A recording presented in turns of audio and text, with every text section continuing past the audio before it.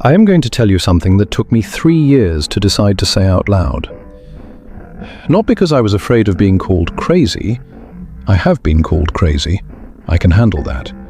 Not because I was afraid of the people I used to work with. I have thought about that too, and I have made my peace with whatever comes from this. It took me 3 years because I needed to be certain I was telling you the right thing. Not the most dramatic thing, not the thing that would get the most reaction, the right thing. The one piece of information that, if you actually understood it, would change how you see everything else. I think I know what that thing is now. I was an insider for 4 years. Not at the fringes, not adjacent to the organization, inside it, handling real information, present in real rooms, trusted by real people who had no idea I was going to be sitting here one day. What I'm about to tell you is not what you expect. And that is exactly why it is the thing they are most afraid of you knowing.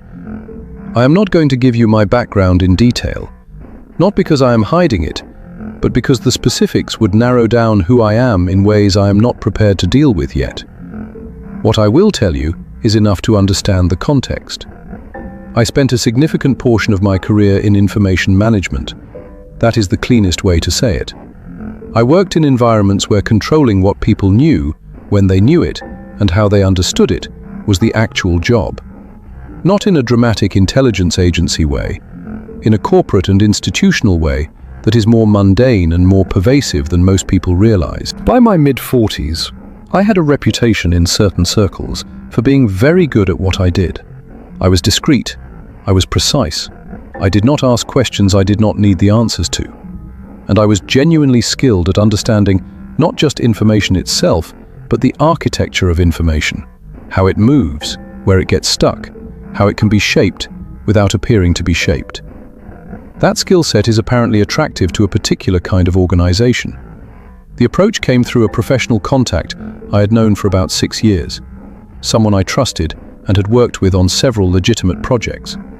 He said there was a group he had been involved with for some time, that they were looking for someone with my specific background, and that if I was interested in learning more, the conversation would be completely off the record. I said I was interested.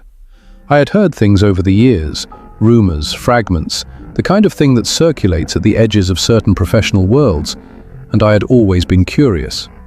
Professionally curious, the way I am curious about anything I do not yet fully understand. What I did not anticipate was that the thing I was about to understand would take 4 years to fully see and another 3 years to figure out how to talk about. The onboarding, if you can call it that, was methodical, unhurried.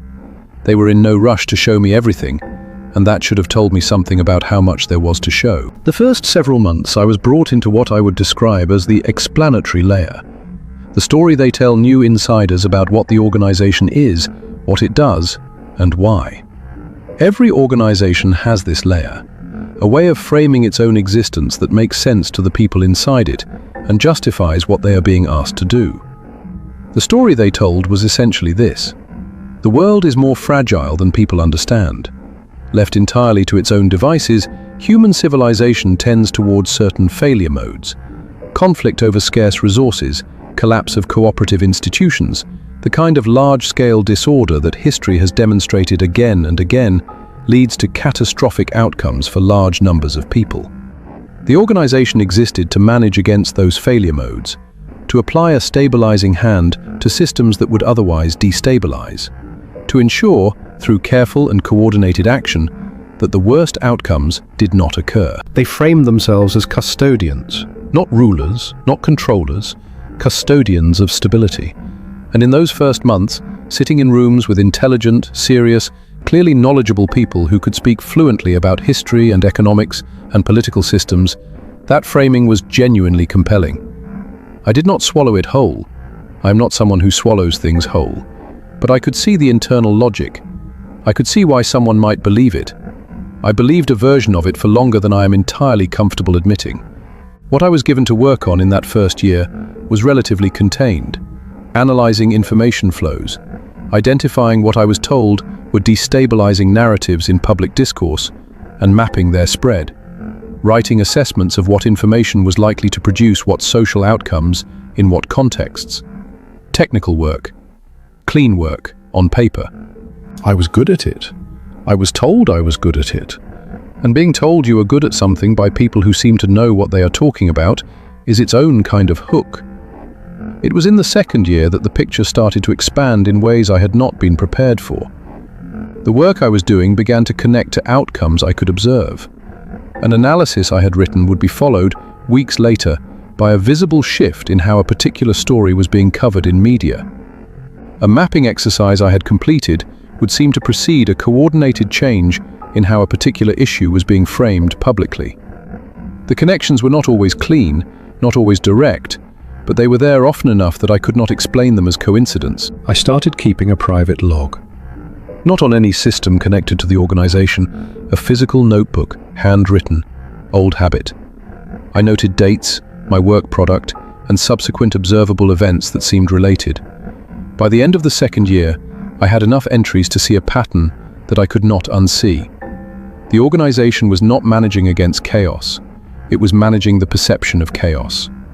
There is a fundamental difference between those two things, and it took me longer than it should have to understand it fully. Actual chaos is unpredictable and threatening to everyone, including the people at the top of any power structure. But perceived chaos, the feeling in a population that things are unstable, that normal systems cannot be trusted, that outside threats are mounting, that the ground is uncertain, perceived chaos is useful. It is extraordinarily useful. Because people who feel that the ground is uncertain do not push against existing structures. They cling to them. People who feel threatened do not ask large philosophical questions about who holds power. They want to feel protected. They accept conditions they would never accept if they felt safe. The organization was in the business of calibrating that feeling, not maximizing it. A panicked population is as hard to manage as a confident one. Calibrating it, keeping it at a level that was productive for their purposes.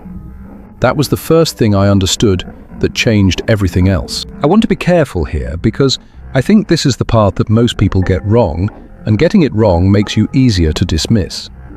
When people talk about secret organizations controlling the world, they usually imagine something very direct. Someone at the top pushing buttons, commands going down a chain, specific outcomes being engineered by specific decisions. It is a satisfying image because it is simple and because it gives you a specific target. That is not how it works, not even close. What I observed was something considerably more sophisticated and considerably harder to see or to fight against. Not a system of direct control, but a system of managed possibility. A set of structures that determine not what people think, but what people consider thinkable. Not what choices people make, but what choices people believe are available to them. Let me give you a concrete example without getting into specifics that would identify my work. Imagine you want a population to accept a policy that they would, if asked directly and given full information, reject. You do not force the policy on them. You do not even present the policy to them initially. Instead, over a period of years, you shift the landscape of what feels normal, what feels dangerous, and what feels like common sense. You influence the stories people tell each other, the categories they use to understand events, the emotional associations attached to different options.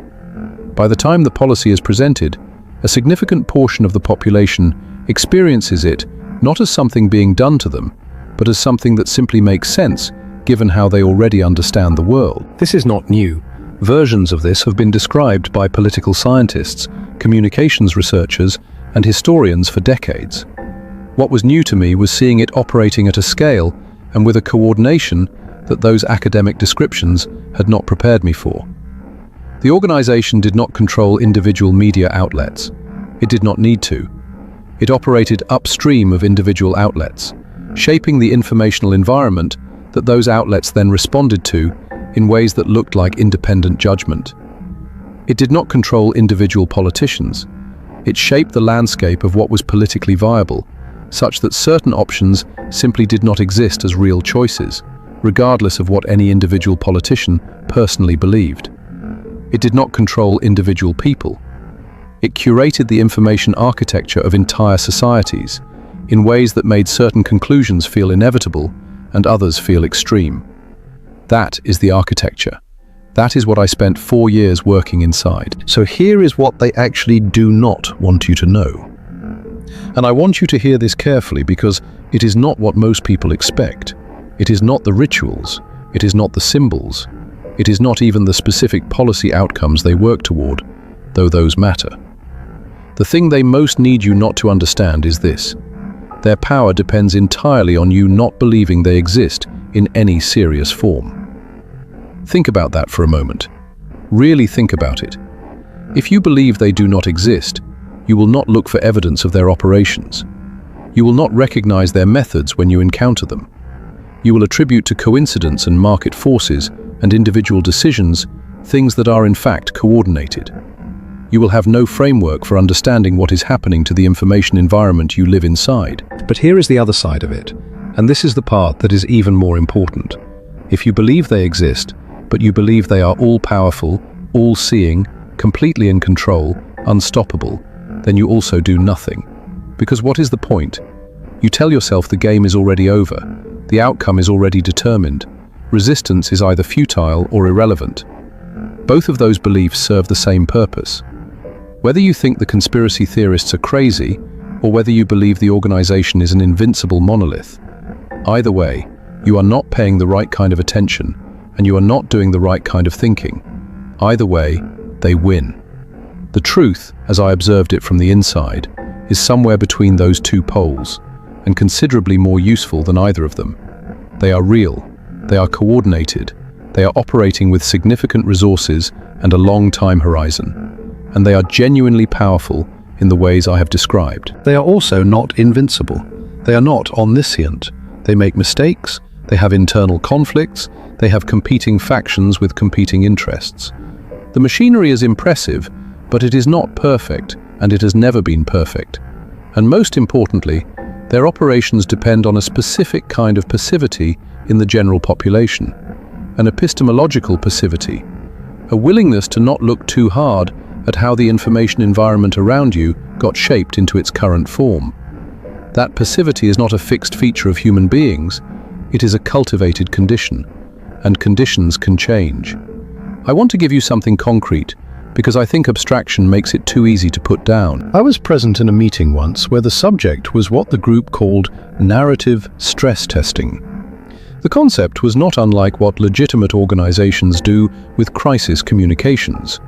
You anticipate negative scenarios and you plan how to respond to them. Except what was being stress tested in this meeting was not a crisis the organization might face, it was a truth, a specific piece of true information that the group was concerned might become widely known. The question being discussed was not how to suppress the information. Suppression is crude and it draws attention. The question was how to ensure that if the information did spread, it would spread in a form that immunized people against taking it seriously. The techniques described in that meeting were refined and genuinely sophisticated, preceding the information landscape with exaggerated or distorted versions of the truth, so that when the real version appeared, it would be categorized alongside the distorted versions and dismissed, associating the topic with people or movements that the target audience had already been primed to distrust, creating enough noise around the subject that signal could not be distinguished from it. None of this required any individual media person or public figure to be directed or controlled. It worked by shaping context. By the time any individual journalist or commentator encountered the informational environment around them had already been shaped in ways that made certain responses feel natural and others feel professionally risky. I wrote part of the assessment for that meeting. I did not know at the time what exactly the truth being discussed was. I was given only the structural parameters. I understood later what it had been about. I am not going to tell you what it was. Not because I am protecting the organization, but because naming it would immediately make this about that specific thing rather than about the method. And the method is what matters. The method is what they use for everything. One of the things I want to disrupt is the image of the people inside as uniformly sinister or uniformly cynical. Some of them were. Some of them were exactly the cold, calculating figures that the popular imagination produces when it thinks about secret power structures. But many of them were not. Many of them were smart, educated, thoughtful people who genuinely believed the framing I described earlier. custodians of stability, managers of fragility. People who had looked at history and concluded that left entirely unmanaged, human civilization produces catastrophic outcomes, and that what they were doing was the responsible alternative. They were not all lying. Many of them were not lying at all. They had been brought into a system through the same kind of incremental onboarding I went through, each step making sense given the previous step.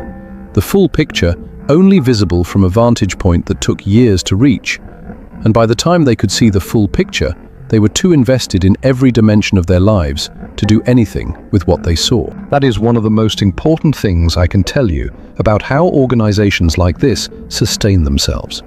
They do not primarily sustain themselves through threat and coercion. They sustain themselves through investment, through making the inside of the structure so essential to people's identity, career, relationships, and sense of purpose that leaving is not experienced as freedom, but as destruction. You do not leave because leaving means losing everything that has become real to you, not just materially, existentially. Who are you outside of this?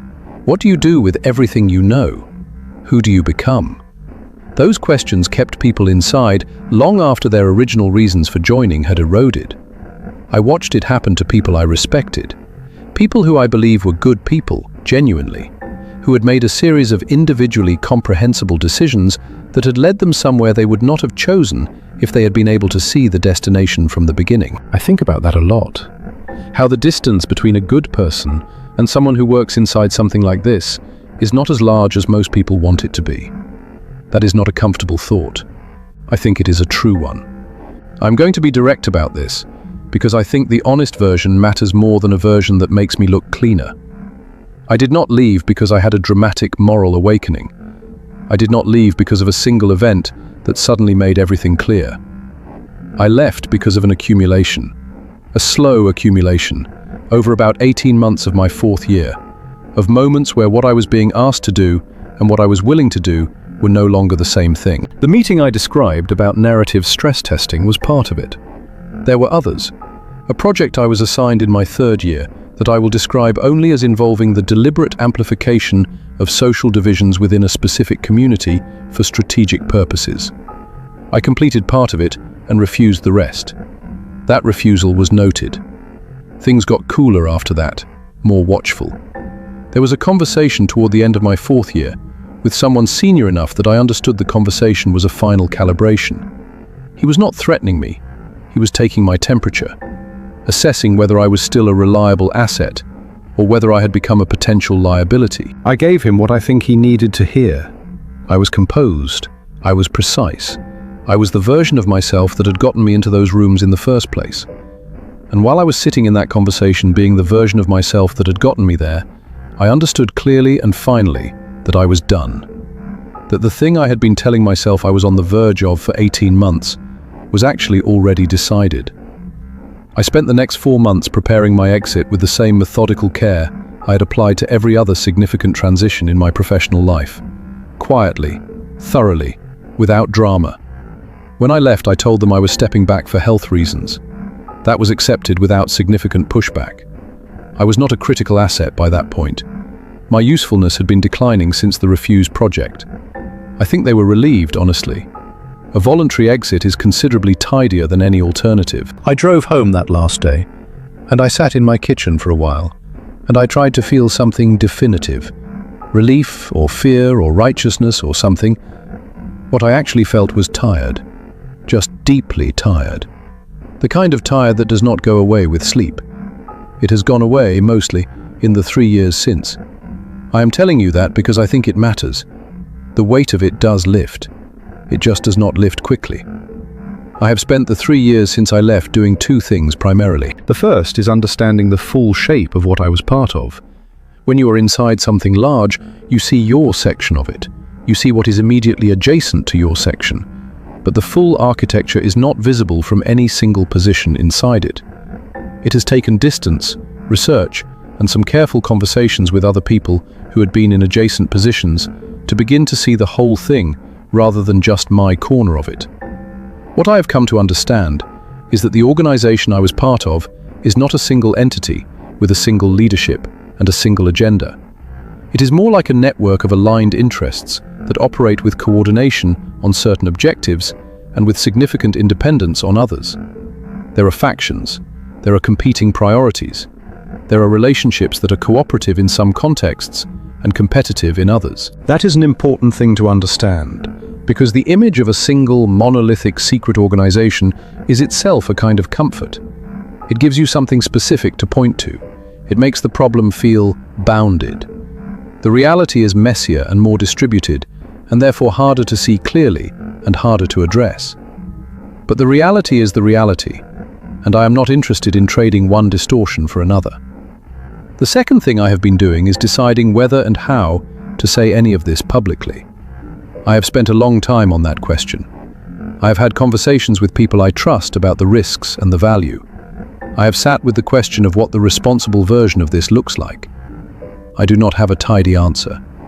I have a decision, which is that saying something is better than saying nothing, and that the most useful thing I can offer is not a list of names or a specific accusation, but a description of the method, the architecture, the way the machine actually works. Because once you can see the machine, you start to see it operating. In things you read, in things you watch, in the shape of public conversations. You start to be able to ask different questions, and asking different questions is the beginning of everything. I told you at the beginning that I had spent 3 years figuring out the right thing to tell you. The one piece of information that, if you understood it, would change how you see everything else. Here it is. The most powerful thing these organizations do is not control what you think, it is control what you think is worth thinking about. There is a difference. If someone controls what you think, you are a puppet, and at some level you can feel that. There is a resistance available to you. But if someone controls what you think is worth thinking about, what questions are legitimate, what concerns are serious, what topics are for serious people, and what topics are for people you do not want to be associated with, then you are doing their work for them voluntarily. You are policing the boundaries of acceptable thought without needing to be told to. You are keeping yourself inside the frame they built, without experiencing any pressure at all. That is the achievement. That is what 4 years inside showed me was the real goal. Not specific outcomes in specific policy areas, though those matter. The management of the frame itself. The invisible boundary around what serious, intelligent, credible people concern themselves with. Anything outside that boundary gets categorized automatically. Conspiracy, paranoia, the domain of people who cannot handle reality. You do not need to argue against it. The categorization does the work. I crossed that boundary the moment I started doing research after leaving, and I will tell you, the discomfort of crossing it is real even when you know what it is, even when you understand exactly why the boundary exists and who benefits from it. The social cost of saying certain things out loud still lands. The instinct to step back inside the frame is persistent. I am telling you this not to suggest that everything outside the frame is true. Most of it is not. The frame being manufactured does not mean everything outside it is valid. That is another trap. The answer to manufactured consensus is not the rejection of all consensus. It is better thinking, more careful thinking, slower thinking. The answer is to notice the frame, to ask who built it and when and what it was built to keep out. To be willing to look at things that feel uncomfortable to look at without immediately reaching for the categorization that makes them safe to dismiss. That is the one thing. Notice the frame. Everything else follows from that. I do not know who you are. I do not know where you are in your life or what you came here looking for, or what you are going to do with any of this. What I know is that I spent 4 years handling information on behalf of people whose primary interest was in you not thinking too carefully about certain things. And I spent 3 years after that deciding that was not something I could stay quiet about indefinitely. I am not asking you to believe me. I am not asking you to share this video, though if it struck you as worth sharing, that is your call. I am not asking you to go looking for the organization I was part of, or to make this the center of your worldview. I am asking you to notice the frame, to pay attention to what gets categorized and what gets taken seriously, and to ask yourself, sometimes, who benefits from that categorization? To hold the question open a little longer than is comfortable, before reaching for the answer that makes it go away. That kind of attention is harder to manufacture a defense against than anything else I can offer you. It does not require you to believe any specific thing. It just requires you to stay curious, to keep looking, to resist the comfort of settled conclusions about what is and is not worth your time. They are counting on you not doing that. They have been counting on it for a very long time. Prove them wrong the only way that actually matters, by thinking for yourself. That is all I have got. I hope it is worth something.